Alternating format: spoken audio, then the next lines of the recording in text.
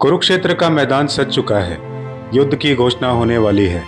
इसी बीच एक युवा योद्धा अपने नीले घोड़े पर सवार होकर मैदान की ओर बढ़ता है। उसके तरकश में केवल 3 बाण हैं।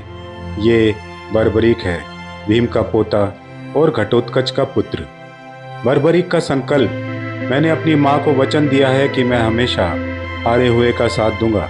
जब भगवान कृष्ण एक ब्राह्मण के भेष में उससे उसकी शक्ति का प्रमाण मांगते हैं तो बर्बरीक एक ही बाण से पीपल के पेड़ के हर पत्ते में छेद कर देता है। कृष्ण समझ जाते हैं कि ये योद्धा युद्ध का परिणाम एक पल में बदल सकता है। यदि कौरव हारने लगे तो बर्बरीक उनकी तरफ से लड़ेगा, और यदि पांडव हारने लगेंगे तो वो उनकी तरफ आ जाएगा। अंत में केवल बर्बरीक बचेगा और पूरी मानवता समाप्त हो जाएगी। कृष्ण बर्बरीक से उसका शीश दान में मांग लेते हैं। बर्बरीक समझ जाता है कि ये कोई साधारण ब्राह्मण नहीं है। वो अपना शीश काटने को तैयार हो जाता है, लेकिन उसकी एक शर्त है, मैं पूरा युद्ध अपनी आंखों से देखना चाहता हूँ। कृष्ण उसके कटे हुए शीश को अमृत से सींचकर कुरुक्षेत्र की सबसे ऊंची पहाड़ी पर रख देते हैं। अब बर्बरीक का शरीर शांत है, लेकिन उसकी आंखें जीवित हैं। वो साक्षी बन गया है। पहाड़ी की ऊंचाई से बर्बरीक को नीचे कुरुक्षेत्र का मैदान एक शतरंज की बिसात जैसा दिखाई देता है।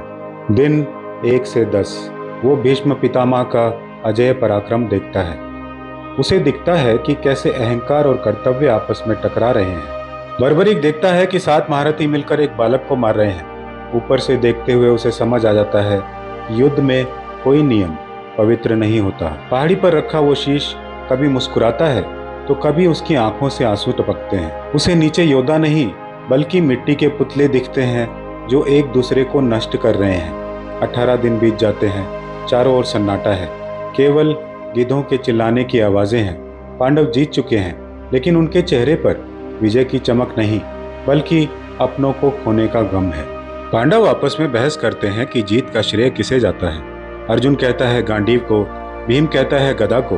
तब कृष्ण कहते हैं चलो उस साक्षी से पूछते हैं जिसने पूरा युद्ध ऊपर से देखा है। जब पांडव पहाड़ी पर बर्बरीक के शीश के पास पहुंचते हैं तो बर्बरीक का शीश जोर से हंसने लगता है। मुझे यहाँ से ना कोई अर्जुन दिखा, ना कोई भीम, ना कोई दुर्योधन। मुझे तो केवल 2 ही चीजें दिखी। युधिष्ठिर कहते हैं क्या देखा तुमने पुत्र? बर्बरीक कहता है मैंने देखा कि पूरे रणक्षेत्र में केवल भगवान कृष्ण का सुदर्शन चक्र घूम रहा था, जो अधर्मियों का संहार कर रहा था, और दूसरी ओर महाकाली का खप्पर था जो रक्त का पान कर रहा था। लड़ने वाले तो केवल निमित्त मात्र थे। यह युद्ध पांडवों या कौरवों की जीत नहीं थी।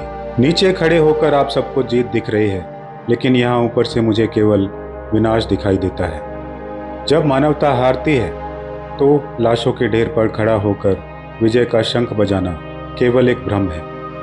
असली विजेता वो काल है, वो समय है जिसने सबको मिट्टी में मिला दिया। कहानी समाप्त होती है जब कृष्ण बर्बरीक के शीश को आशीर्वाद देते हैं कि कलयुग में उसे उनके अपने नाम खाटू श्याम से पूजा जाएगा। वह जो हारे का सहारा बनेगा। इतिहास की ये परतें सिर्फ कहानियां नहीं, बल्कि जीवन के वो सच हैं जिन्हें हम अक्सर अनदेखा कर देते हैं। बर्बरीक ने जो ऊपर से देखा वही आज हमने इन शब्दों में पिरोया। मिलते हैं एक और अनकहे रहस्य के साथ। तब तक के लिए जागते रहिए, सोचते रहिए। जय श्री कृष्ण।